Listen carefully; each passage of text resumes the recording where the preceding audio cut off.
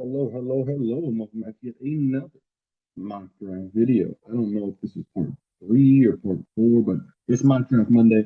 I have to get a mock draft out for you. Let's hop straight into it. Thank you all for watching. Today, I am not going to be editing the draft order. I'm gonna leave it as it is, and there will be some pretty interesting consequences of that. Let's hop into the draft. So the Jaguars just lost 52-6. They might be the worst team in the NFL right now, especially without Trevor Lawrence. They got Mac Jones starting right now. Listen, I know I said earlier, I think in my first mock draft, that I wasn't so sure if a trade down was going to be possible for a team in the number one spot because I said at the time I didn't know if there was a quarterback worth trading up for from a bottom from like a team trading up for a quarterback. I feel a little differently at this point. I actually think that a team would be more than willing to make that move up and acquire a quarterback. And who would that be? Well, I think it might be the team who just benched their quarterback for the season because they publicly announced that they're moving on after this year, the New York Giants. I think the Giants would be more than willing to move up for the number one pick. And if we're talking about the Jaguars here, the Jaguars are probably going to fire their GM and head coach. And it's a pretty good job to be honest. You think about the weather, you think about this no state income tax, or some like thing with Florida taxes that make it more appealing to get players. And then you talk about their current cap situation. The Jaguars, I think, are a good job. They already have a young franchise quarterback. The jury is still out, to be honest, on Trevor Lawrence, but I think the Jaguars could get like a big time name this offseason. And I think they would be inclined to trade this pick, move down, and acquire some more draft capital. Now, in this mock trade scenario, who really knows what they would get in return? I think if you move down four spots, you would probably like to get another first round pick in the future. So let's just say, for the sake of argument, the Giants also move their 2026 first round pick, and then the Jaguars would be able to make this trade. So we're going to force this trade and now start the draft with the Giants. And by the way, the Giants could just straight up lose out the rest of the year and acquire the number one overall pick that way. But for the sake of argument, let's say they trade up to the first overall spot. Who would they draft here? Obviously, it has to be a quarterback. They've publicly announced that they're moving on from Daniel Jones after this season. The question is who? As time has gone on, there has been a majority opinion that Shadur Sanders is the best quarterback in this draft class. My personal take on it would be this. I think Jalen Milroe is the guy because of his insane athleticism. I think he is the guy with the most upside. I think if everything pans out for all of these three guys, if everything pans out and everybody develops to their peak potential, I think Jalen Milroe is the best quarterback in this class. I think day one, who has the lowest floor or the highest floor, I should say, I think it's Cam Ward. I think he comes in with his ability to play make a good arm. I think he's probably the most ready on day one to play and maybe even take like a not so good team to the playoffs even in year one. I think Shadur Sanders is the biggest mix, I would say, of future upside as well as current production. Honestly, I'd be very happy with either Cam Ward or Shadur going number one. I've already had each of them going number one in my previous mock drafts, but I do think there is a growing sense that Shadur is the best player in this draft class, or the best quarterback, I should say, and that he will go number one. So, for the sake of argument, this draft, I'm going to have Shadur going number one. And that's not to say that Cam Ward, for example, can't elevate his name back into the number one overall conversations. I mean, he still has what, one, two, three, maybe even four. I mean, if they win a playoff game or two, Cam Ward could really throw his name back in that number one pick conversations. But I think both of those guys will get drafted in the top five or six picks. Here's an option for them. Right, look at all these top teams. These top four teams could all make a very strong case to draft a quarterback. For the Titans, however, here's the thing. I thought at least, the Titans made a bunch of good moves in the offseason. I thought they positioned themselves to be a sneaky sleeper pick for a playoff team. But when your question marks are your offensive line, your quarterback, you're just not going to win. And listen, do they think Cam Ward is going to come in, be better than Will Levis? I think they definitely need a quarterback who's more mobile, who can make up for the lack of this offensive line talent. But I also think it would benefit them. They've already spent each of their last two first round picks on the offensive line. I would triple down. Honestly, I would. They just need more help out there. I think their right tackle, I believe, is just terrible. And who do you draft if that's the case? I'm gonna go with a guy like Kelvin Banks out of Texas. I believe he just got hurt, if I'm not mistaken. But listen, I think if we're talking about prototypical size, I believe from what I've seen, Kelvin Banks is the best projected NFL tackle in the draft. It's not really, listen, it's a deep tackle class, or let me correct myself. It's a deep tackle class. I think there's four or five, maybe even six guys who could go in the first round. But in terms of guys who probably deserve to go in the top five, I'm not really. I think anybody who gets drafted, if a tackle gets drafted in the first three or four picks, I think it might be a reach. But you look at a team like the Titans, they just before they even think about drafting a quarterback or a receiver, I think this offensive line needs to continue to be the focus. And listen, if you draft three straight tackles in like the first round with your top 15 picks, some of them have to pan out. Some of them have to be Pro Bowlers. The jury is obviously still out on Skoronski and J.C. Latham, but just keep drafting offensive linemen. It should make it easier on everybody else. The Browns, honestly, at this point, I feel the same way. I listen. Obviously, I've already had them drafting Cam Ward in this mock draft before. In this situation, their offensive line is so fucking terrible. Jameis Winston actually just threw for like 400 yards, but Jedrick Wills, he's out of town. DeJuan Jones has not been playing as good. I need them to draft another offensive lineman to get this run game going. Remember when the Browns used to be the best run game in football, and now it feels like they can't even pick up 50 yards in a game? They need to change that before any quarterback can dig them out of the hole they're in right now. They need to go back to being a physical run team. And I think Will Campbell out of LSU would certainly make that happen. There's conflicting reports when I'm seeing about his arm length. From what I've seen, from what I've heard, I should say, there is not a single tackle in the NFL that has as short of arms as he does right now, but his measurements could be off. He could get to the combine, and instead of 32-inch arms, he could have 34-inch arms. And everybody was, oh, okay, he's a top three pick. So we have to wait and see about that. But Will Campbell, certainly, whether he's a guard or a tackle, certainly would start day one and hopefully improve this Browns offensive line. The Raiders, they might be the most desperate team in the NFL for a quarterback. They're going to simply take who they and listen. There are multiple teams, so you could make the argument that they're Raiders, the Giants, the Browns. Like it's rough out here. So the Raiders obviously need a quarterback between Milroe or Cam Ward. Who knows what the Raiders would prefer? But I think Cam Ward, maybe give him Brock Bowers. The Raiders really don't have much. It's crazy. Like a year ago, I would have been like, oh man, they have uh the Devontae Jacobs and Darren Waller and Hunter Renfro and Jacoby Myers, and the majority of those guys are gone now. You really just have a rookie who's the best rookie tight end in NFL history, apparently. But you don't really have that much on the offense. But I think you draft Cam Ward with this pick right here, and at the top of the second round, you hopefully get a guy like a Marion Hampton maybe at running back because their offense needs to be completely overhauled.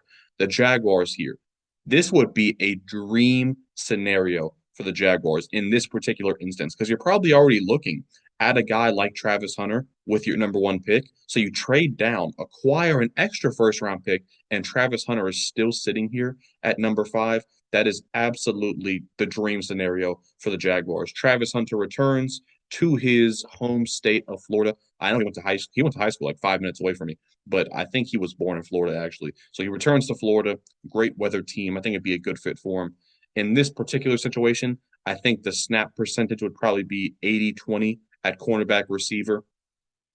Listen, I talk about this every mock draft. If you really think a guy as talented as Travis Hunter is, if you think a team is just going to ignore his amazing talent on either end of the ball, you're delusional.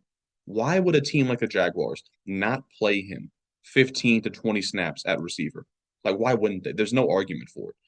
Like, I just don't understand. The Patriots at number six. They've actually looked significantly better as an offense since Drake May has come in. Um, the question now is, do you draft a receiver? They have a lot of young receivers, though. I mean, between Jalen Polk and Javon Baker and is it Demario Douglas? It's something Douglas. Like they have a couple young receivers already. I would rather see Drake May kind of build up some rapport with those guys.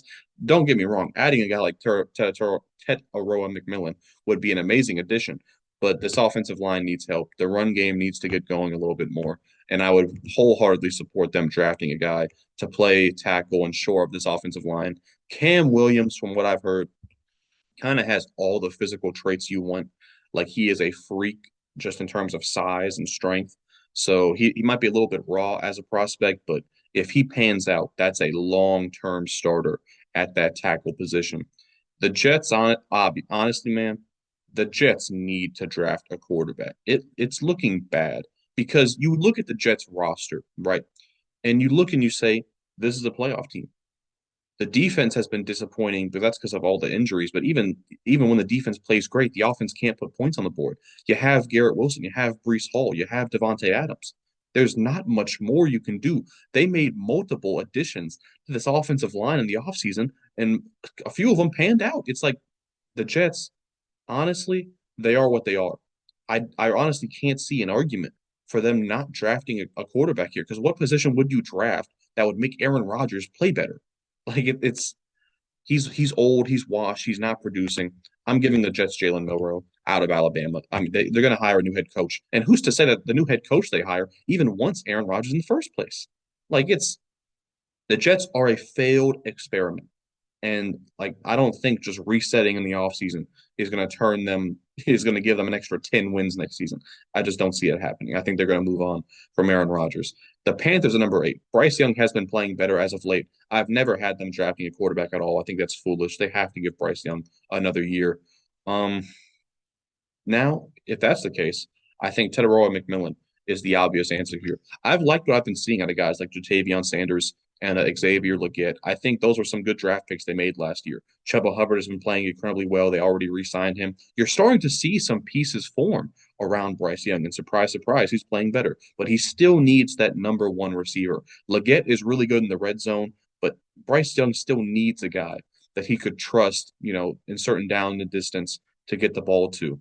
I could also see them, if they don't draft a receiver here, I could see them down the board drafting a guy like Xavier Restrepo out of Miami. I think they definitely need a slot type guy that Bryce Young can just get it to out of his hands quickly. That he certainly needs a guy like that. So Teteroa McMillan to the Panthers at number 8. That's great value for them. The Cowboys at 9. Now, see, Dak Prescott, he's done for the year. He is out completely. So they're probably going to continue to rise up this draft board here. And I think the obvious pick, they have the worst run game in the NFL. It's simply just a match made in heaven.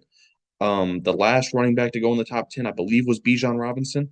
Ashton Jeanty now is the next guy in line for that. I mean, I believe he's on pace for about 40 touchdowns and 3,000 yards. I mean, what more do I have to say? The man is breaking Barry Sanders records. He just statistically, he probably deserves to be a top 2 or top 3 pick. But the Cowboys get him at number 9. I don't care what their offensive line looks like next year. You just have to. It's like Ashton Jeanty is one of those guys where it's like you just have to assume he's going to be an all pro. Like it just makes too much sense. So the Cowboys taking Jeanty, one of the most obvious picks in the entire draft. The Saints here, the Saints are in a tough spot, man. They really are stuck. There's no quarterback in this scenario that you can draft. They need help at receiver, honestly. Um,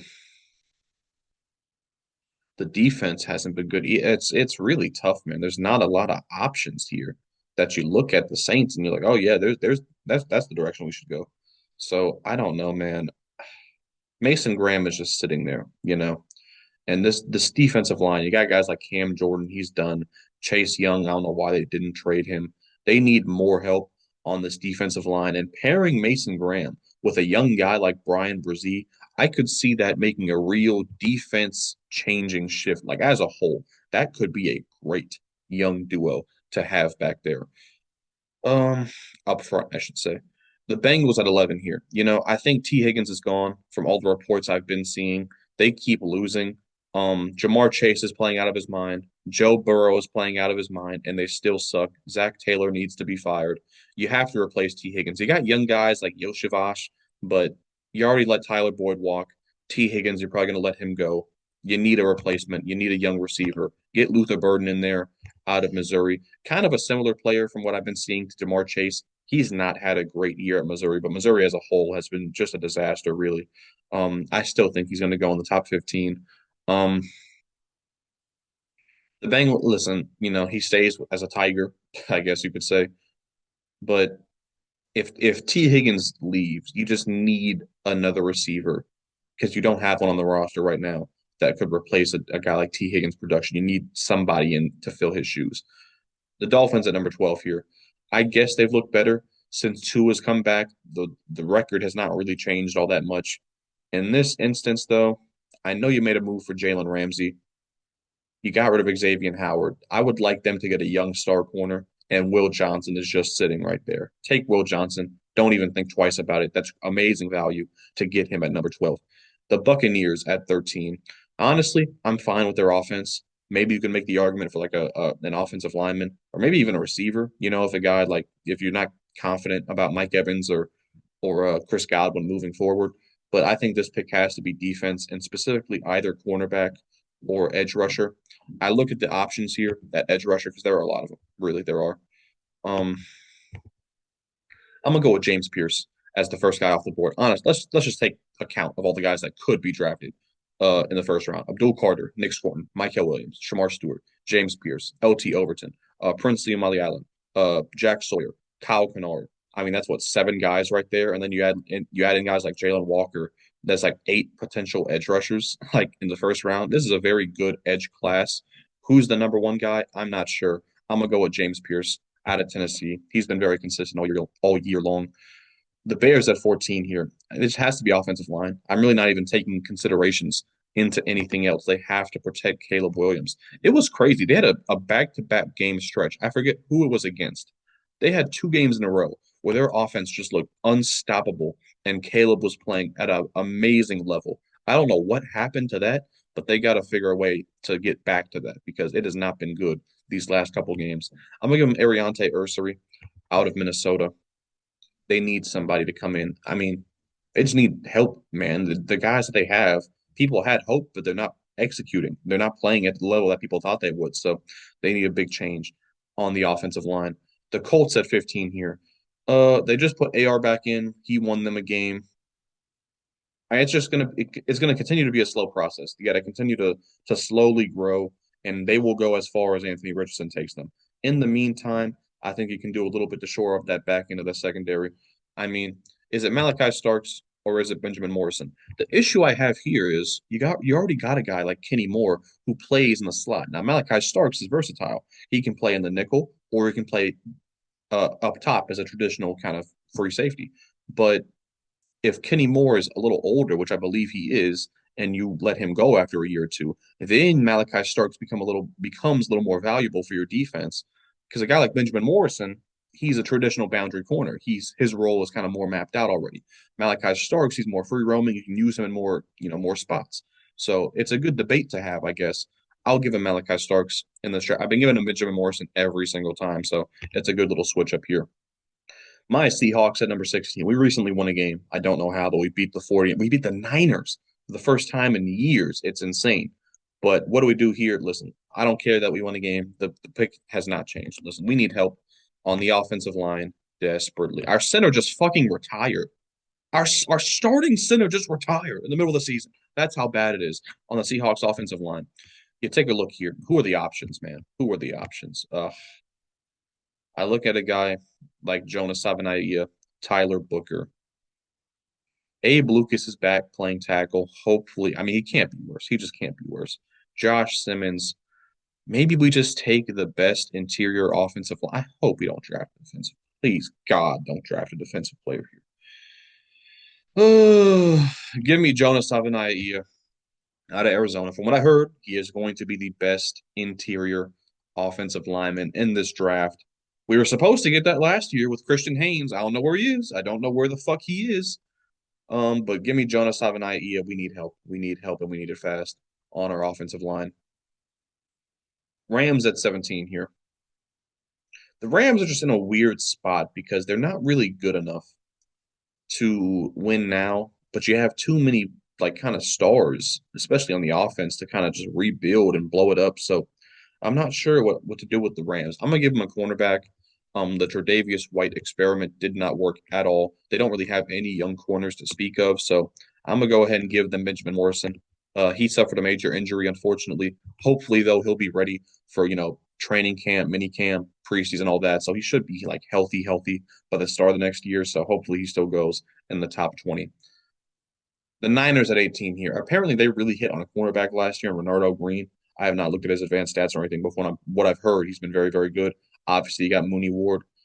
Is this offensive line? I feel like this is offensive line. I mean, I don't even know where else you could go for the Niners. I mean, you could go for a new head coach, is what I've been hearing.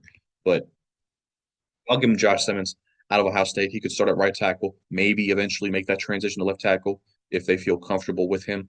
But Niners, they really don't have a lot of. That's another team like the Jets, who you have all the pieces. Why aren't they winning? Broncos at 19 here. Here's the complete opposite of the Niners. Terrible roster, exceeding all expectations because of good coaching and because Bo Nix, by the way, has been playing amazing as of late. The last month he has been the best rookie quarterback, bar none. Shout out to Bo Nix. It's been very fun to see. I feel like the you have to continue to give him pieces. If you got a quarterback like this, you got to continue to build around him. You got to feed the hot hand, if you will, and give him more weapons to throw to. It's been between Emeka Egbuka and Isaiah Bond the entire time. Here's the thing. I really just don't feel like Isaiah Bond has been playing that well.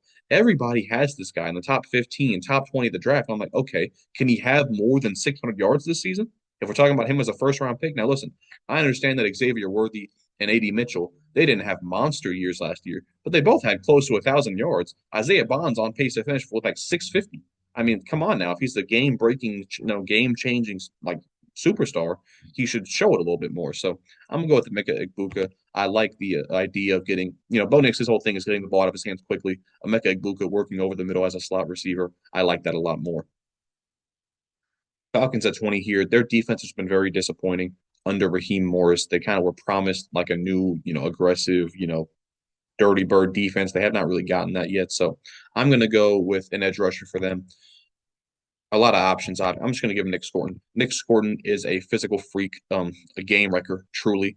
A very young player as well. I think he is one of the youngest players in the entire draft class. So the potential, the room to grow is through the roof, if you will. So I'm gonna have the Falcons drafting this Nick Scorton there. The Texans, this is not going to change for me. If you cannot protect CJ Stroud, I do not care what other holes you have on this team. That is the number one priority, bar none. I do not care. Tyler Booker seems to be the best interior offensive lineman available. You draft Tyler Booker. This is a no-brainer for the Texans. I am not going to have the Texans draft anything besides an offensive lineman unless they make some type of major move in free agency or something. The Cardinals at 22. Cardinals, another team playing very, very well. I believe they're first in the NFC West now. The NFC West very competitive. I think every team in the NFC West is at least 500. The Cardinals, though, could be an offensive lineman, but they're not. I mean, all of them are kind of off the board already. I think edge rusher defensive line needs to be the priority here. They did not draft an interior defensive lineman last year. I really thought they would draft a guy like Johnny Newton or Byron Murphy. They did not. So you look at a guy like Kenneth Grant kind of slipping down the board right here. I think that's the good. I mean, that's kind of a sensible pick. And shout out to the Cardinals head coach. A lot of people were on him last year and early this year, but they've stuck with the process and they're getting the rewards for that right now. Ravens here at 24 recently lost to the Steelers. People keep talking about cornerback. And here's the thing. They already have Nate Wiggins, who they drafted last year. Do you really think they're going to double up back-to-back years on cornerback? Marlon Humphrey. You already got Kyle Hamilton in the secondary. You got a guy like Brandon Stevens. He's not great, but he's not terrible. Like, I just don't feel that cornerback is this massive need. I'm looking at the Ravens. We're on the Commanders. The Commanders, on the other hand, cornerback probably is a really big need for them because what's his name? Benjamin St-Juste is fucking terrible. I cannot exaggerate that enough. He is awful. One of the worst cornerbacks in football. I'm gonna give him Siobhan Revel out of East Carolina. I've talked about him already. Freakish size and speed combination, but he did suffer a massive injury early in this year. Hopefully he can recover for that, or he can recover from that in time maybe to participate for the combine and all that, the draft processes. He seems to be the third best cornerback in this class. The Ravens, it's going to be offensive line for me, honestly. And I feel like I've made this pick already a few times, but it's like, you know what? I'm actually going to give them a receiver. Listen, Guys like Zay Flowers and Rashad Bateman have been playing better, but they still don't have a number one receiver. I would like Lamar to find a guy who could really, be a real game changer in this offense. I'm gonna give him Alec Eilmanor. I have not been too high on this guy the entire. He kind of, I mean, listen, he has big games, but he's kind of just a size merchant.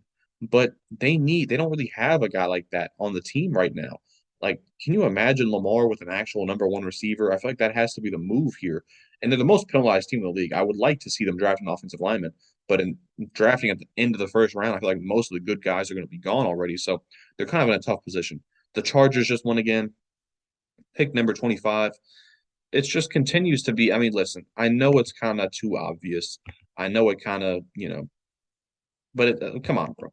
Like, do you really think Jim Harbaugh's going to pass on Colston Loveland at number 25 over? I just don't see it happening. He already drafted like three Michigan players last year. Like, come on. Packers at 26. I listen, they're kind of complete offensively. I could hear the argument for a tackle, but Zach Tom has been playing really well there already. So I'm not really sure what the move is for the Packers, but they drafted Jordan Morgan last year, and you got Zach Tom. I don't really think it's going to be anything on the offense. This has to be either a cornerback for me or an edge rusher. Who would that be, though? There are so many options here. I'm going to give him Abdul Carter because he's been playing so well. And he's like, people are talking about him being the first edge rusher off the board. And I could see it. I mean, somebody has to fall in this class of edge rushers. So the Packers, you got Abdul Carter sitting right there. Don't overthink it. Just draft him. The Steelers at 27. Wide receiver certainly is an option. Linebacker defensively, you got Patrick Queen. I'm gonna go with the receiver. I'm gonna go with the receiver. You got to make this offense more explosive.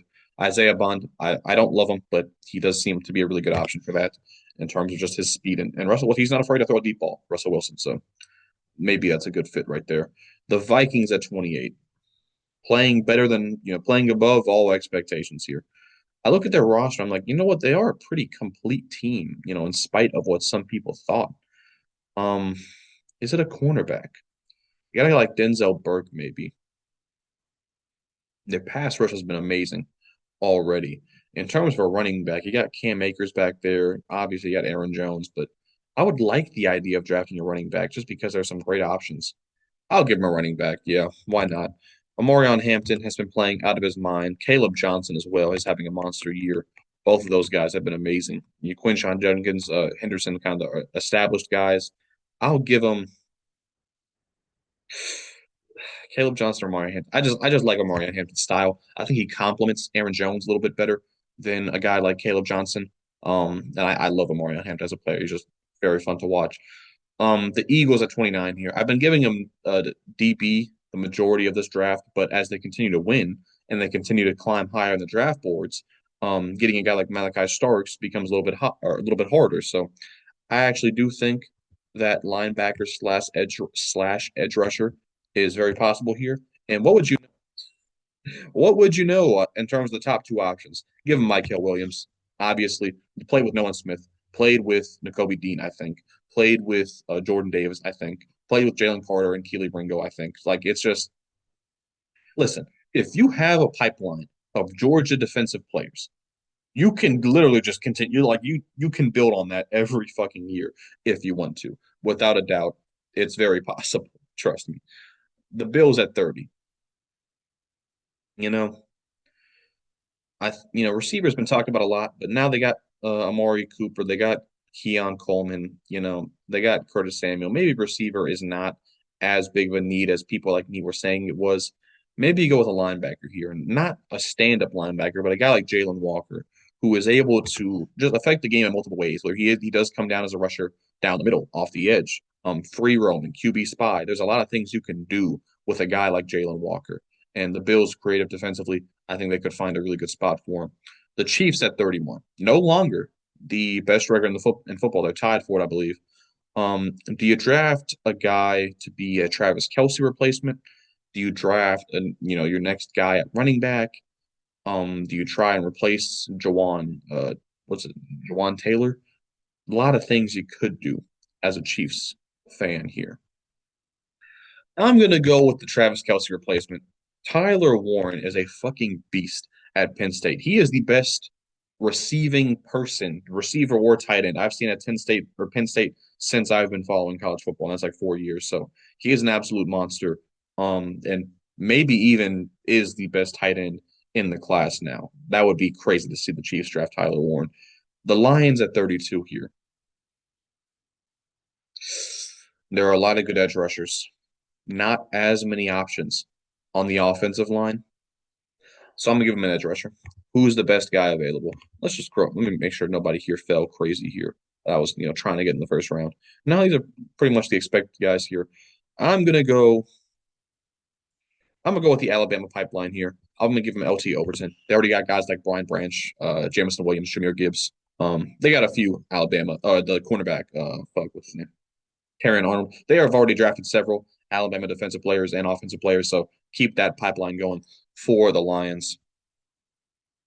Here we go. That's the mock draft for this video. Leave a like if you enjoyed. Subscribe if you're new. I will be back hopefully again this week. We'll see. It's been pretty busy lately. So I will see y'all all in the next video. Peace.